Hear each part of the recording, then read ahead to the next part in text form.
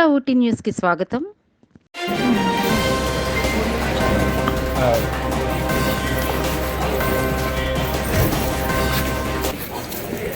అక్కడ దొరికే ఇవి ఏమైనా ఫ్రూట్స్ కానీ లేదంటే ఏమన్నా ఇప్పుడు ఈ సమ్మర్లో మామిడి పళ్ళు కానీ కొంచెం ఎక్కువగా పిల్లలు తీసుకుంటారు.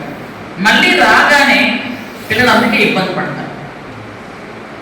ఇంటికి వెళ్ళగానే మటన్ ఖచ్చితంగా తింటారు పిల్లలు. మటన్ అనేది మనకు అందరికీ తెలిసిందే, 12-13 hours అది జీర్ణం కాదు, డైజెస్ట్ అవ్వదు. కాబట్టి ఎందుకంటే ఇంకా హార్డ్ ఫుడ్ ఏమన్నా తినొచ్చు. కాబట్టి ముందు హెల్త్ డిపార్ట్మెంట్ ఈ 24th నుండి పిల్లలకు హాలిడేస్, మళ్ళీ June 12th ఈలోపు పిల్లలు అక్కడ అలవాటు అయిపోతారు. కాబట్టి June 12th మాత్రం 12th నుండి ఎవ్రీ వీక్ 1 month ఖచ్చితంగా డాక్టర్లు ప్రతి హాస్టల్కి వెళ్ళాలి. చూసుకోండి. అలాగే మీకు ఈ గురుకులాల్లో అయితే ఏఎన్ఎం ఉన్నారు, కానీ హాస్టల్ స్కూల్స్లో ఉండరు.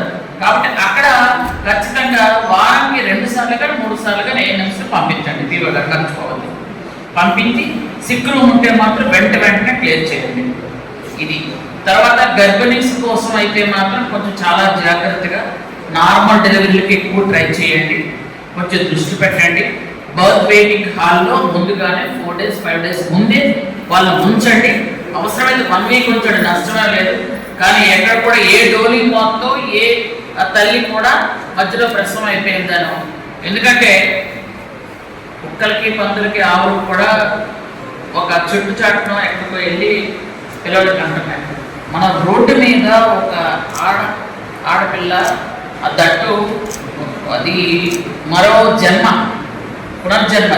అలాంటిది ఒక రోడ్డు మీద డోరీతో తీసుకొస్తే రోడ్డు మీద డెలివరీ అవ్వడం అంటే ఈ సభ్య సమాజంలో ఒక ఆడపిల్ల ఒకసారి ఆలోచించుకోవాలి. అలాంటివి ఎప్పుడు కూడా రిపీట్ అవ్వనివ్వకండి. ఎట్టి పరిస్థితులు అవ్వడానికి లేదు. అది కొంచెం జాగ్రత్తగా చూసుకోండి. తర్వాత ఏంటంటే నాకు ఈ హెల్త్ డిపార్ట్మెంట్లో ఎందుకంటే మనకి ఇక్కడ మెడికల్ కాలేజ్ ఉంది, మళ్ళీ మనం దానికి ఫండ్స్ అవి ఇచ్చాం కాబట్టి కొంచెం బాగుంది. మెడికల్ కాలేజీలో కూడా ఇప్పుడు వీళ్ళు కూడా ట్రైనింగ్ డాక్టర్స్ ఉంటారు కాబట్టి వాళ్ళని కూడా అవసరమైతే ఉపయోగించి హాస్టల్ ఓపెన్ అయిన తర్వాత మాత్రం పూర్తి దృష్టి పెట్టండి. 1 month పూర్తి దృష్టి పెట్టండి. పీఓ గారు మీరు స్పెషల్గా నోట్ చేసుకోండి. ఎట్టి పరిస్థితుల్లో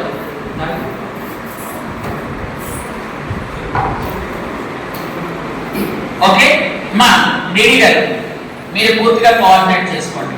నాకు ఏ ఒక్క కింది కూడా ఎవరైనా జిల్లా ఎవరు కూడా అది పరిస్థితులు ఒప్పుకోను. అది మీరు జాగ్రత్తగా చూసుకోండి.